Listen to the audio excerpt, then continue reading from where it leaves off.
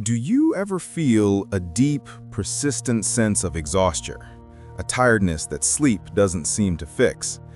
You might think it's a problem of scheduling or time management. You might believe you just need a better planner or a new productivity app. But what if that chronic fatigue isn't about how you manage your time at all? What if it's a boundary problem? Many of us feel this way. We feel drained because we're constantly giving away our time, our energy, and our emotional space. We say yes when we mean no. We stay in conversations that leave us empty. We allow others to speak to us in ways that feel disrespectful. Then, when we consider setting a boundary, a wave of guilt washes over us. We worry about being seen as selfish, mean, or difficult. It feels like we have to choose between our own well-being and someone else's feelings.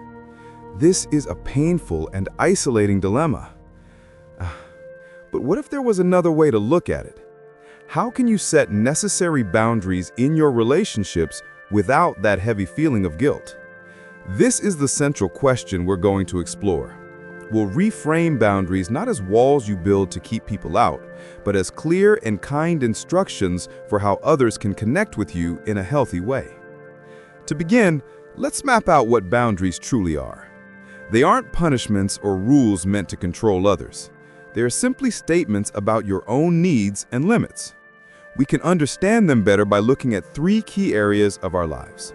The first area is your time. This relates to your availability and how you choose to spend your hours and days.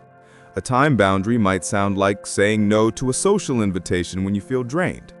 It could be telling a colleague you can't take on an extra project. It might even be as simple as letting your family know you need 30 minutes of quiet time after work.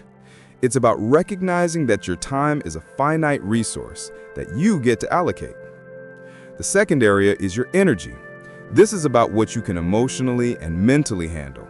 Your energetic boundaries protect your inner peace. Setting an energy boundary could mean limiting your exposure to negative news or social media. It could mean telling a friend you don't have the capacity to discuss a heavy topic right now. It is about recognizing which interactions fill you up and which ones deplete you. You have the right to protect your emotional reserves.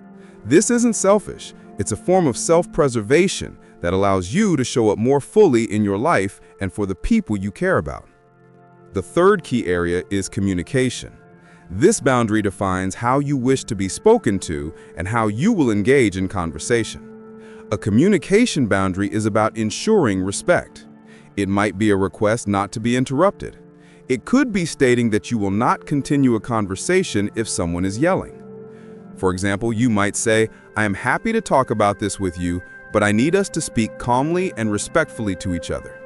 These aren't demands. They are courageous and loving requests for a better kind of connection. One of the biggest obstacles to setting these healthy limits is our own feeling of guilt. This guilt can be so powerful that it stops us before we even start. This brings us to a crucial insight: the guilt fallacy. Guilt is often just a sign that you're breaking an old, unwritten rule you learned long ago. It doesn't necessarily mean you are doing something morally wrong. Many of us were taught, directly or indirectly, that being a good person means always being available, always being helpful, and never disappointing anyone. These learned rules can become deeply ingrained in our sense of self. When you set a boundary for the first time, you're acting against that old programming. The guilt you feel is your brain's alarm system going off. It's saying, "Warning, you're breaking a rule." But here's the important part. You get to decide if that rule still serves you. Is the rule "always be available" actually making your life better?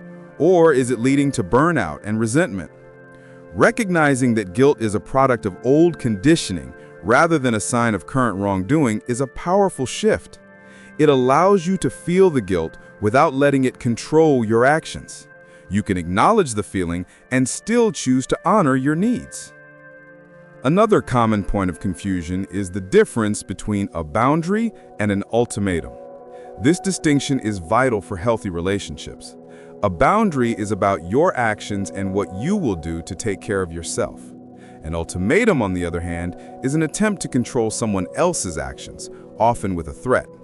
A boundary sounds like this: if you continue to raise your voice, I will need to leave the room until we can speak calmly. The focus is on your action, leaving the room to protect yourself. You are not telling the other person they must stop. You are simply stating what you will do in response to their behavior. An ultimatum sounds very different. It might be, if you ever yell at me again, I will leave you. This statement is a threat designed to force the other person to change their behavior. It closes the door on connection and often escalates conflict. Boundaries create space for a different choice to be made. Ultimatums try to eliminate choice altogether. Boundaries are about self-respect and safety. Ultimatums are about control and fear. Understanding this difference helps you communicate your needs in a way that is empowering for you and respectful to the other person. If the idea of setting boundaries feels overwhelming, that's completely normal. The key is to start small. You don't need to begin with the most difficult person or the most challenging situation in your life. In fact, doing so can be counterproductive. Think of it like exercising a muscle. You wouldn't go to the gym for the first time and try to lift the heaviest weight. You would start with something manageable to build strength over time. Setting boundaries works the same way. A powerful first step is to practice a minor boundary with a relatively safe person. This could be someone you trust, like a supportive friend or partner. The boundary itself can be very small. For example, if a friend calls when you're in the middle of something, you could say, I'd love to catch up, but I'm busy right now. Can I call you back in an hour? Or you could ask your partner to handle a small chore you usually do. The point is to have a successful experience. Each time you set a small boundary and see that the relationship survives and perhaps even improves, you build confidence. You are creating new evidence for your brain that setting boundaries is safe and healthy. This slowly rewires the old programming that created the guilt in the first place. Now let's talk about a safe and practical way to formulate your boundaries. When you're feeling emotional, it can be hard to find the right words. Using a simple script can help you communicate clearly and kindly. A widely recommended formula is, I feel, your emotion, when, the specific situation, I need, your specific request.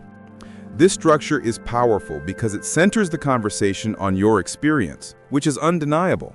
You are not blaming or attacking the other person. You are simply sharing your emotional reality and making a clear, actionable request. Let's look at an example.